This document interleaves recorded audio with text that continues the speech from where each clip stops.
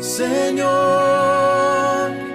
alto precio pagaste, mi alma compraste para ti, soberano, mi Salvador. Solo en Él yo confiaré, poderoso, mi Redentor. Toda mi vida entrego, soberano, mi Salvador. Solo en Él yo confiaré, poderoso, mi Redentor. Toda mi vida entrego, mi vida entrego.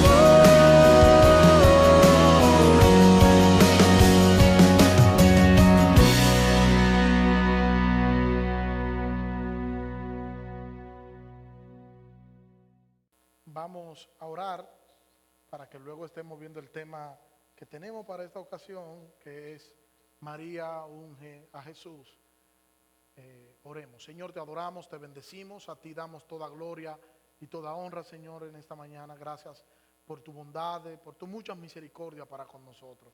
Te pido, Dios, que sigas obrando, Señor, en nosotros y que permita que nosotros podamos ver a Cristo, Señor, y que Cristo sea exaltado a través de la exposición bíblica, Señor, que el poder inerrante, Señor, de tu palabra inerrante, Señor, tu palabra toda suficiente, Señor, que el poder transformador de ella, Señor, nos haga, Señor, cambiar, Señor, y nos haga, Señor, poder actuar conforme a tu misericordia y hacer, Señor, conforme a tu voluntad, Señor. Permite que Cristo sea exaltado, Señor, a través de la exposición bíblica, y que el Espíritu Santo aplique a nuestros corazones tu palabra, Señor, y que podamos, Señor, rumiarla y podamos, Señor, en el transcurso de toda la semana, Señor, meditar, Señor, en tu palabra. En el nombre de Jesús. Amén. En esta ocasión estaremos analizando los primeros 8 versículos del capítulo 12 del Evangelio según San Juan, que es la parte que nos toca de nuestra serie para hoy. En los últimos versículos que anteceden el capítulo 12, nosotros vemos cómo los fariseos hacen un complot para matar a Jesús. El sumo sacerdote, lo vemos también allí profetizar, y profetizó allí que Jesús iba a morir por el pueblo. Y Juan aclara en el versículo 52, Evangelio según San Juan, capítulo 11, versículo 52, Juan aclara, y no solo por la nación, sino también para reunir en uno a los hijos de Dios que están esparcidos. Así que desde ese día planearon entre sí para matarle. Dentro de esos que estaban esparcidos, estamos hablando de los hijos de Dios, aunque podemos decir que la perspectiva judía era que los hijos de Dios dispersos eran los judíos que estaban en la diáspora. Pero nosotros sabemos que Jesucristo iba a morir, e iba a morir por su pueblo, o podemos decir que iba a morir por su iglesia, esa iglesia formada por los creyentes, tanto judíos como gentiles. Y allí nosotros podemos entonces decir que ese pueblo de Dios formado por esos creyentes de ambos pueblos, los creyentes judíos y los creyentes gentiles, que son quienes forman lo que es la familia de Dios. Ambos juntos forman lo que es la familia de Dios. Nosotros los creyentes somos parte de esa familia de Dios. Y si nosotros los humanos, nosotros nos preocupamos, y a veces nos preocupamos al extremo por trabajar, suplir y cuidar de nuestras familias, teniendo nosotros cuidado de nuestros hijos, teniendo cuidado de nuestras esposas, teniendo cuidado de nuestros padres. Hermanos, nosotros somos así, que somos humanos. ¿Cuánto más el Señor, que es todopoderoso, tendrá cuidado de nosotros, que somos su iglesia? No somos cualquier cosa, somos la iglesia de Dios, la familia de Dios, tal y como nos enseña la palabra de Dios. Y la cabeza de esa familia es Jesucristo, el que dijo que el Padre le había entregado unas ovejas y que nadie iba a arrebatar esas ovejas de sus manos. Debemos descansar, amados hermanos, en eso, porque nosotros somos sus hijos, nosotros somos su iglesia, y el Señor no está ajeno a las cosas que le suceden a su iglesia, no, hermano. El Señor tiene un trato cálido y tiene un trato delicado para con su iglesia. Ahora bien, la iglesia también debe entender lo que es. La iglesia es poderosa y en el nombre de Jesús la iglesia tiene autoridad. La iglesia debe hacer brillar la imagen de su amado, y debemos estar nosotros entonces confiados, porque nuestro Señor no nos dejará desmayar en las distintas situaciones que se nos puedan presentar. Que pase lo que pase, que nuestro refugio es Jesucristo, el Rey de Reyes y Señor de Señores. El Señor no abandona a sus hijos. Los hijos pueden olvidar al Padre, pero el Padre no abandona a sus hijos. Finalizando el capítulo 11, nosotros vemos que Jesús ya no andaba abiertamente y se aisló, podemos decirlo de esta manera, a una aldea llamada Efraín. Y la fiesta de la Pascua estaba cerca. Todos los que subían a Jerusalén a la fiesta de la Pascua extrañaban por qué Él no estaba allí. Pero los principales sacerdotes y los fariseos estaban esperándolo porque querían apresarlo para matarlo. Pero aún no había llegado su hora. Y Jesús se va a Efraín porque su vida corría peligro en Jerusalén. Oiga bien, la vida de Jesús corre peligro en Jerusalén y Él se va a Efraín porque allí está más seguro.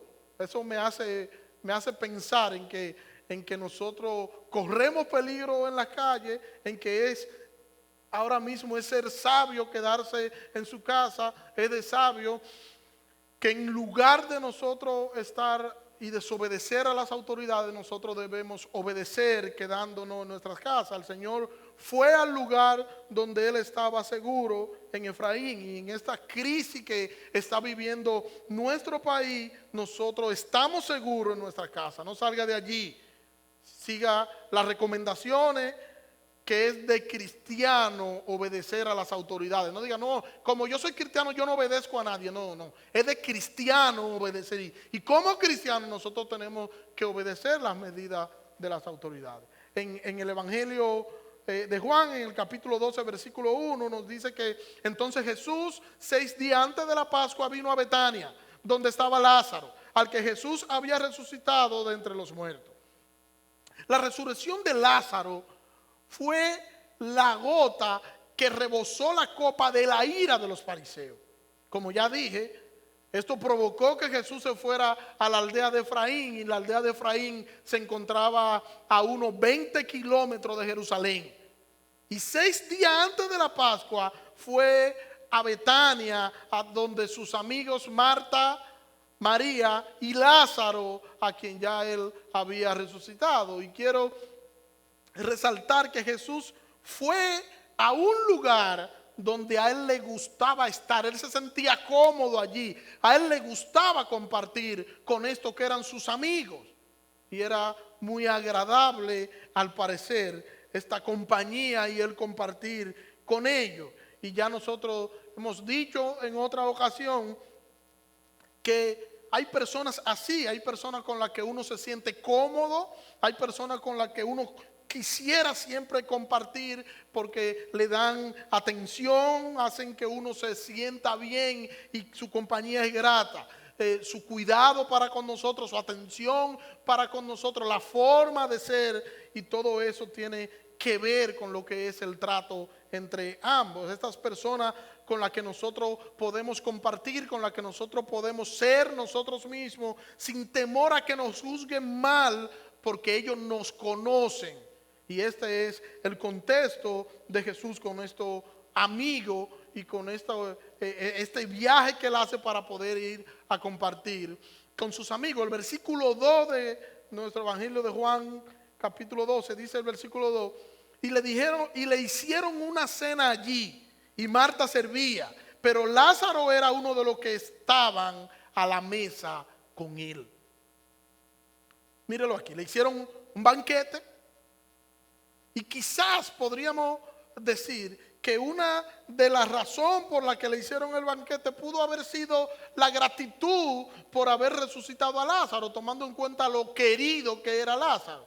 Pero no sabemos cuántas personas habían en ese lugar. No sabemos con exactitud. Lo que sí sabemos es que allí estaban los 12 discípulos, allí estaba Marta, allí estaba María y estaba Lázaro. Ahora bien, a pesar de que quizás él fue a Betania exactamente para donde sus amigos, en este momento él no estaba en la casa de ellos, porque el texto nos sugiere que Marta, María y Lázaro no estaban en su casa. Marta servía y Lázaro estaba como un invitado en la casa. Pero el servicio de Marta estaba dirigido específicamente a agradar al Señor. Mire cómo lo dice el pastor John MacArthur. Cito: Marta estaba dirigida sobre todo a Jesús, y esto era encomiable por dos razones relacionadas. Estaba motivado por la actitud amorosa hacia él y por un deseo de honrarlo generosamente en la forma en que mejor sabía hacerlo ella. Fin de la cita. Esto es importante que nosotros podamos analizarlo, porque hay gente que sueña con tener cosas para ellos servir. Hay gente que pide y dice: si yo tuviera tal cosa, yo sirviera en tal área. Y lo que nosotros estamos viendo aquí es que tú tienes que servir con lo que tú tienes, con lo que tú sabes hacer, con eso es que tú tienes que servir. Todos no sabemos cantar. Y cito el canto porque es lo que regularmente a todos nos gusta hacer, aunque no sepamos hacerlo. Todos queremos cantar. Y muchas veces hay quienes oran para que el Señor le permita cantar. Y a veces es simplemente por un deseo de querer que le vean haciendo algo, que le vean brillar. Todo cristiano debe honrar a Dios en su servicio desinteresado, y nosotros estamos llamados a servir y no esperar nada a cambio. Y servir con nuestros dones y con nuestros talentos. No es que sí, bueno, yo tengo un talento y yo sé que yo tengo ese talento, pero no, es que yo quiero servir con otro talento que yo no tengo. No, tú tienes que servir con lo que tú tienes, porque eso es lo que eres tú. Y debemos servir sin esperar recompensa, que si el Señor quiere recompensarnos, bienvenido sea, pero que nuestra intención no sea la recompensa, sino el nosotros poder agradar y nosotros poder servir a nuestro Salvador. Pero a veces tenemos que decir que somos interesados y solo nos centramos en nosotros mismos y nos olvidamos que nosotros debemos servir y servir a quien vamos a servir como al Señor. Mira cómo lo dice Gálatas capítulo 5, versículo 13. Porque vosotros, hermanos, a la verdad fuisteis llamados, solo que no uséis la libertad como pretexto para la carne, sino servíos por amor los unos a los otros. Debemos servir y estamos en un buen tiempo para eso. ¿Usted conoce a algún hermano que puede estar atravesando por cierta necesidad en estos días de cuarentena? ¿Lo conoce? ¿Y qué has hecho? ¿Le ha llamado? ¿Te has motivado a compartir algún alimento con esa persona? Es que nosotros no podemos decir que nosotros amamos al Señor si nosotros no le servimos a nuestros hermanos en la fe, si sus necesidades no nos importan. Yo no puedo decir que yo amo al Señor. Y nosotros estamos en un tiempo, en un buen tiempo para nosotros poder no solo reflexionar, sino actuar en base a eso. Servir, tomando en cuenta, claro, todas las medidas que tengamos que tomar. Tú puedes en este momento servir a quien tú puedas servir o a quien tú puedas ayudar. Tú puedes servir, y no solo para tú servir en este momento es solo ir a la casa de alguien que no es solo eso, porque sabemos que eso está restringido. No podemos andar visitando ahora. Bueno, pero usa los medios de comunicación, usa los medios que nosotros tenemos a mano para que tú puedas entonces hacer el trabajo que tienes que hacer. Si tienes que llamar a alguien, si tienes que orar con alguien por las redes sociales. Hay personas que quizás en la iglesia, tú tienes tiempo en la iglesia y tú no has hablado con esa persona, casi ni hablaba con esa persona, solamente se veían los domingos, solamente se veían los miércoles. Bueno, este es el tiempo de que tú puedas dedicar un tiempo para tú poder compartir con esos hermanos. El servicio amoroso de Marta debe llevarnos a hacer un autoanálisis, debe servir para nosotros como un estímulo. Y mire, como sigue diciendo el versículo 3, entonces María, tomando una libra de perfume de nardo puro que costaba mucho, ungió los pies de Jesús y se los secó con los cabellos. Y la casa se llenó con la fragancia del perfume. Hay algunos escritores que tildan a María de reflexiva, de pensativa y de emocional. Y analizando a María, es posible que ellos tengan razón. Aquí vemos una libra de perfume, y esto era mucho perfume. El nardo era un aceite extraído de la raíz de una planta nativa de las montañas del norte de India. El perfume de nardo era muy caro por la distancia del lugar de donde se importaba.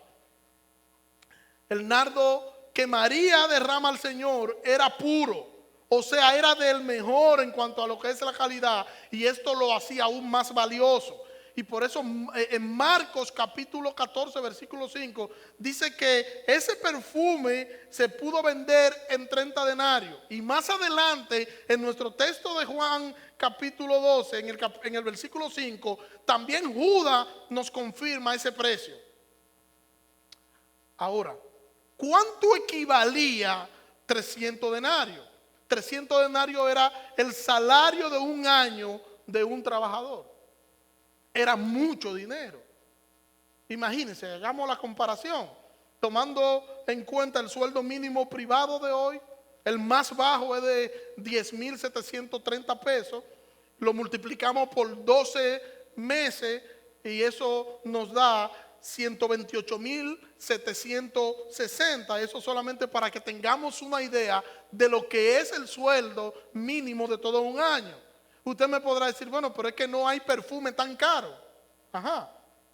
Hay un perfume originario de Dubái que es considerado como el perfume más caro del mundo. Y cada frasco cuesta más de 1,000,000 de euros. Hay otro perfume que se llama Hermes. Y este perfume, cada onza de este perfume cuesta $1,500. Perfume caro y costoso. Y nosotros podemos decir que en el tiempo de Jesús, este perfume de nardo se encontraba entre los perfumes caros de ese tiempo.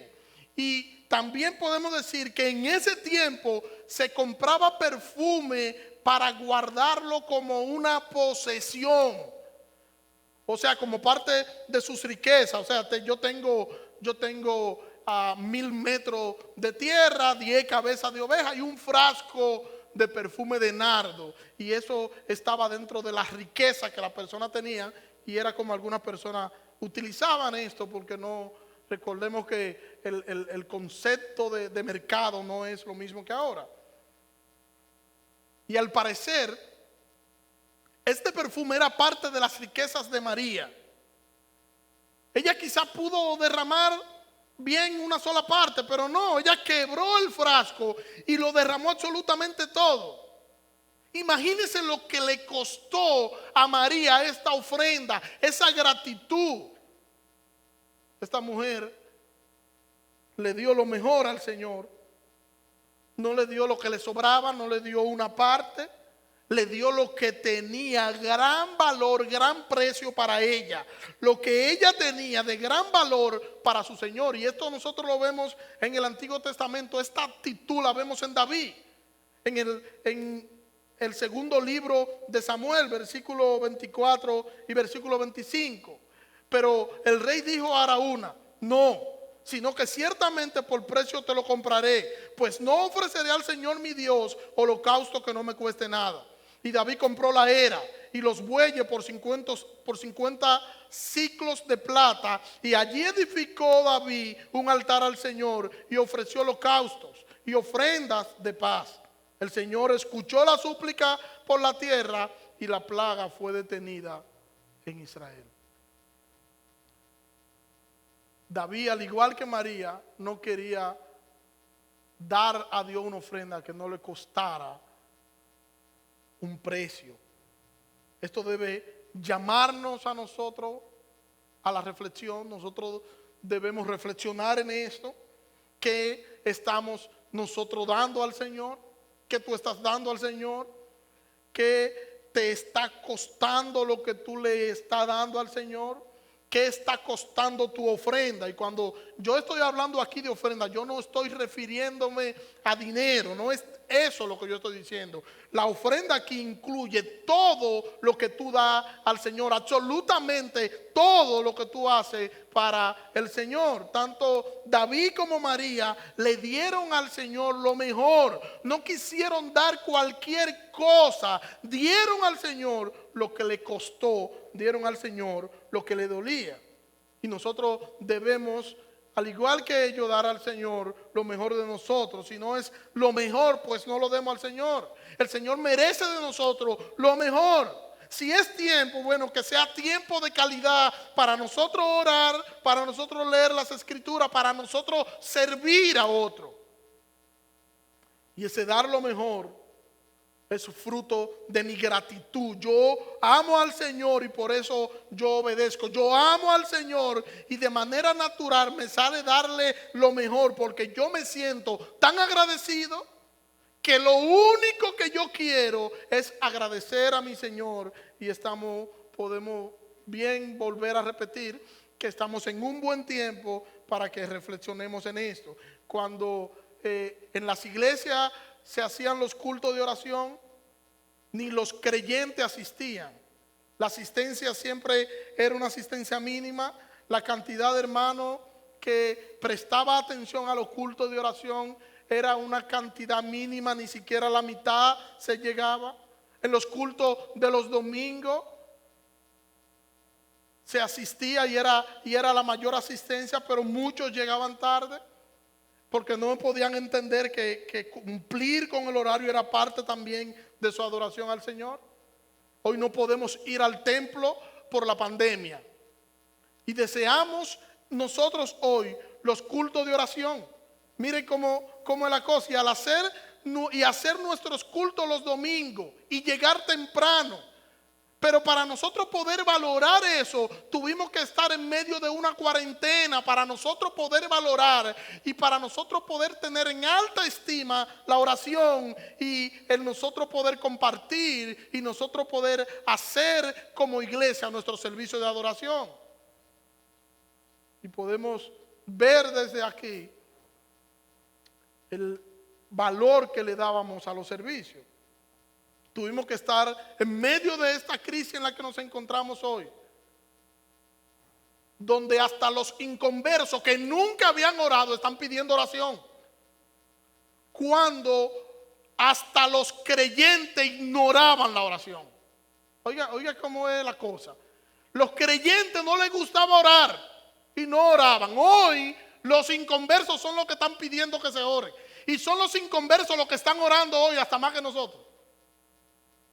Yo lo que espero es que cuando nosotros salgamos de esto, los cultos más concurridos sean los cultos de oración, y que quede detrás todo eso de llegar tarde a los cultos y que nosotros aprendamos a nosotros dar al Señor lo mejor y que no lo digamos con nuestros labios, sino que nuestros hechos así lo puedan decir, que nosotros al Señor le damos lo mejor y que nosotros entonces vamos a tener que sopesar el hecho de nosotros llegar cansados de nuestro trabajo y nosotros tomar una de dos decisiones: o nos quedamos descansando en la casa o nosotros nos vamos a orar a nuestro Dios junto a nuestros hermanos a la iglesia. Y si tenemos visita el domingo en nuestras casas, tenemos ahora nosotros también que pensar qué vamos a hacer. Si simplemente nos quedamos en la casa o nosotros decimos con nuestros hechos y le decimos a ellos que nuestra prioridad es nosotros poder servir al Señor y que parte de nuestra adoración es nosotros juntarnos el domingo en la iglesia a nosotros poder adorar como la familia de la fe y allí nosotros hacer nuestro servicio público o traernos a la visita a la iglesia. Y digo todo esto porque son las cosas que suceden entre nosotros. María ungió la cabeza, el cuerpo y los pies del Señor. Y esto conforme a lo que dicen los otros evangelios, donde igual aparece este relato. Pero no solo eso, María terminó secando los pies del Señor con sus cabellos. Y para un judío esto era algo degradante. Lavar los pies de otra persona, eso era una humillación. Ella no solo lavó sus pies, ella secó los pies con sus cabellos y eso era aún más humillante. Pero a María no le importaba lo que digan los que estaban allí. María estaba decidida a honrar a su Señor. María estaba decidida a mostrar su amor y a honrar a su Señor. Esto que hizo María es un acto devocional de gran valor. Ella se abandonó en Jesús. Y es como deberíamos hacer nosotros, abandonarnos en Jesús. Se abandonó en Jesús. Se echó en Jesús y descansó en Jesús. Y es como nosotros debemos hacer hoy. Debemos descansar en el Señor, hacer todo cuanto nosotros podamos hacer y hacer todo para nosotros honrar a nuestro Salvador. Preguntémonos, ¿estamos honrando a nuestro Señor con nuestras acciones? ¿Estamos honrando al Señor con nuestra manera de nosotros reaccionar ante esta crisis? ¿Estamos honrando al Señor con nuestro servicio hacia los demás? Se lo dejo de tarea. Versículo 4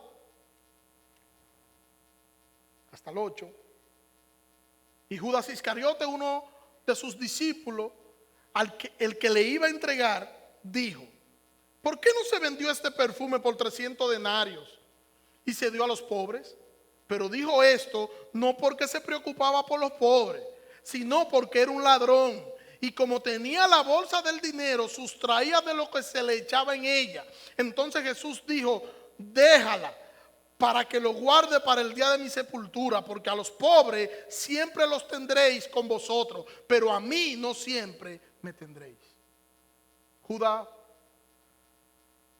se estaba vendiendo aquí como un filántropo, como alguien que estaba dolido y alguien que le dolían los pobres. ¿Por qué se iba a malgastar tanto dinero sin ningún tipo de necesidad? Judas era un egoísta, Judas era un codicioso. Judas pensó: si eso se vende, me lo dan, yo lo echo en la bolsa y puedo sustraer lo mío. Y eso era lo único que a él le importaba. Y era lo único que él estaba pensando. Y como todo un hipócrita, dijo una cosa, pero en realidad había otra cosa detrás. Y él mismo nos dice que se podía vender el nardo, el perfume, por 300 denarios. Solo enfocado en sus propios beneficios. Solo enfocado en su propio beneficio, como muchas veces andamos nosotros, solo enfocado en las cosas que nos pueden dar un beneficio personal y un beneficio material. Y eso debe darnos a nosotros una gran lección, esta forma en la que reacciona Judas. nosotros debemos estar enfocados en el Señor y no en nosotros. Nosotros debemos estar enfocados en los intereses del Señor y no en los nuestros. Nosotros debemos estar enfocados y hacer lo que beneficie la obra de Dios y lo que dé gloria a Cristo únicamente. Todo debe girar no en torno a nosotros, sino en torno a Dios y su gloria. Todo debe girar en torno a la gloria de Cristo. Todo lo que hacemos, todo lo que decimos, todo lo que pensamos debería girar en torno a la gloria de Cristo. Y vuelvo y repito, estamos en un buen tiempo para reflexionar, para pensar en las cosas que nosotros hacemos. Estamos en un tiempo donde nosotros podemos ayudar con lo que podamos, donde sería un acto de servicio amoroso. Estamos en un buen tiempo para nosotros dar por gracia lo que por gracia nosotros hemos recibido. Un tiempo de predicar con la palabra y de predicar con las acciones. Y que Jesucristo sea exaltado a través de nosotros en este tiempo. Imitemos el servicio amoroso de Marta. Imitemos el servicio amoroso y la adoración humilde y sincera de María, quien dio lo mejor de ella. Oiga, no fue que ella dio algo, ella dio lo mejor de ella. Marta servía de manera amorosa y el llamado a nosotros es a servir. Nosotros debemos servir y servir de manera amorosa, servir de manera amorosa a nuestros hermanos en la fe y servir de manera amorosa a quien lo necesite. Pero también nosotros debemos tener una adoración humilde y sincera, como María también nos presenta aquí en la forma de adoración en la que ella lo hizo. ¿Qué nosotros debemos hacer ante estas verdades que tenemos al frente? Nosotros deberíamos reaccionar ante estas verdades y nosotros deberíamos pensar en estas dos cosas. Quiero que se quede en tu memoria estas dos cosas: el servicio amoroso y la adoración sincera, donde tú no solo sirvas por servir, donde tú no entiendas que la razón de tú ser un creyente es servir y que tú vas y que tu salvación es como un obsequio por lo que tú sirves. No, nada de eso. Tú eres salvo por gracia, pero nosotros somos salvos por gracia para hacer buenas obras. Nosotros debemos servir y también nosotros debemos adorar al Señor de una forma humilde y sincera, dando al Señor todo lo que nosotros somos, dando al Señor lo mejor de nosotros, dando al Señor una ofrenda, una alabanza, una adoración que nos cueste, Si no me cuesta, yo no debo darle al Señor, porque lo que regularmente no nos cuesta es porque no tiene gran precio para nosotros. Cuando nosotros damos las cosas que nos gustan, que nosotros entendemos y tenemos en alta estima, para nosotros salir de esas cosas, salimos de ellas, pero con cierto dolor. David, recuerde que David iba a ofrecer el sacrificio, y cuando iba a ofrecer el sacrificio, Araúna le dijo: yo te la doy la heredad. Si la heredad tú la quieres para tú ofrecer sacrificio a Dios, no, cógela. Y él dijo: no, yo no quiero que me la regale, yo quiero que me cueste. Y se la compró. Hermano, valoremos lo que el Señor ha hecho por nosotros, lo que Cristo ha hecho por nosotros en la cruz del Calvario. Y en nosotros valorar el sacrificio de Cristo en la cruz va a terminar produciendo en nosotros gratitud. Y esa gratitud es la que nos va a llevar a nosotros a servir con un servicio amoroso, y esa gratitud es la que nos va a llevar a nosotros a adorar de forma humilde y sincera con toda nuestra vida, con todo lo que nosotros somos. Nuestra vida va a ser una vida de adoración sincera, donde nosotros le damos al Señor lo mejor. Que el Señor nos ayude a servir y a dar lo mejor de nosotros. Que el Señor nos bendiga. Oremos. Señor, gracias. Gracias por las enseñanzas que nosotros encontramos en tu palabra, Señor. Te pido, Dios, que nos siga guiando, Dios. Que permita que tu palabra, Señor, penetre a nuestros corazones, Señor. Y allí tu Espíritu Santo pueda hacer los cambios que tengan que hacer.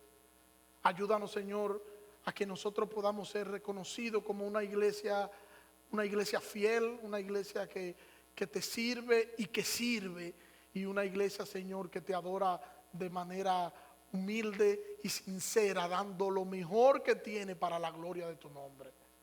Ayúdanos, Señor, ayúdanos a hacer los ajustes que tengamos que hacer en nuestras vidas, y guíanos, Señor, a hacer conforme a lo que tu voluntad, Señor, ha determinado que nosotros debemos hacer, a lo que tu palabra nos enseña, Señor, que nosotros debemos hacer. En el nombre poderoso de Jesús te lo pedimos, Señor. Amén.